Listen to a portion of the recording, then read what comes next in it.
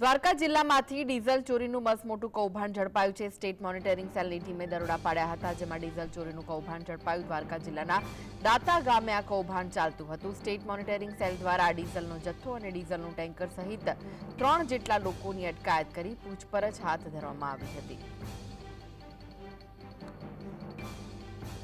તો દ્વારકા જિલ્લાના દાતા ગામે ચાલતું હતું ડીઝલ ચોરીનું મોટું કૌભાંડ। સ્ટેટ મોનિટરિંગ સેલ દ્વારા ડીઝલનું ટેન્કર સહિત 3 લોકોની અટકાયત કરવામાં આવી છે। દ્વારકા જિલ્લામાંથી ડીઝલ ચોરીનું મોટું કૌભાંડ ઝડપાયું છે। તો સ્ટેટ મોનિટરિંગ સેલ દ્વારા ડીઝલનો જથ્થો અને ડીઝલનું ટેન્કર સહિત 3 જેટલા લોકોની અટકાયત કરી અને વધુ પૂછપરછ હાથ ધરવામાં આવી છે। તો દ્વારકા જિલ્લામાંથી ડીઝલ ચોરીનું મસમોટું કૌભાંડ ઝડપાયું।